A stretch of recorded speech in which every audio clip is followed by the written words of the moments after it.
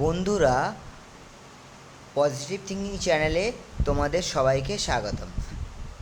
আগের ভিডিওতে আমরা ক্লাস টেনের ভূগোলের বায়ুমণ্ডল চ্যাপ্টারে 2 মার্কস, 3 মার্কস ও 5 মার্কসের সাজেশন আলোচনা করেছিলাম। আজ আমরা ক্লাস 10 বায়ুমণ্ডল চ্যাপ্টারে 2 মার্কস, 3 মার্কস ও 5 মার্কসের কোশ্চেন সাজেশন নিয়ে আলোচনা করব।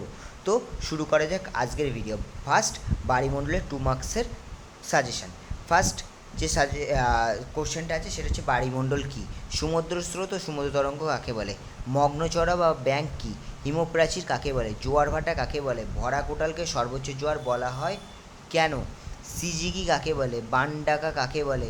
সারাসারি বান কাকে বলে? জোয়ার ভাটা নদীর নাব্যতাকে কীভাবে প্রভাবিত করে? অ্যাপোজিও পেরিগি জোয়ার কাকে বলে?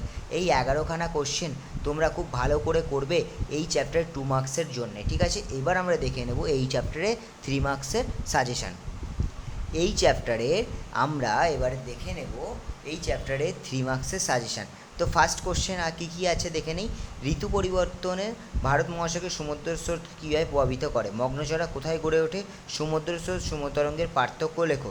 মুখ্য ও গৌণ জোয়ার কী? 5 নম্বর কোশ্চেন, কোনো স্থানে জোয়ার ভাটার সময়ের ব্যবধান 6 ঘন্টার বেশি কেন? পূর্ণিমা অপেক্ষা অমাবস্যায় ভরা কোটাল তেজি হয় কেন? অ্যাপোজি ও পেরিজি জোয়ার কাকে বলে? ভরা কোটাল ও মরা কোটালের পার্থক্য লেখো। জোয়ার ভাটার সুফল লেখো। জোয়ার ভাটার সৃষ্টি হয় কেন? তার কারণ লেখো। এই যে 10টা কোশ্চেন, এই 10টা কোশ্চেন যদি তোমরা 3 মার্কসের সাজেশানের জন্যে যদি পড়তে পারো, ভালো করে প্রিপারেশান নিতে পারো, তো আমি মনে করি যে বাড়িমণ্ডল থেকে আসা যে 3 মার্কসের যে কোশ্চেন, এই 10টা কোশ্চেনের বাইরে যাবে না। এবং এই কোশ্চেনগুলো যদি তোমরা টেস্ট পেপারে যদি দেখতে থাকো, দেখবে এই কোশ্চেনগুলোই ঘুরিয়ে ফিরিয়ে আছে, ঠিক আছে? তো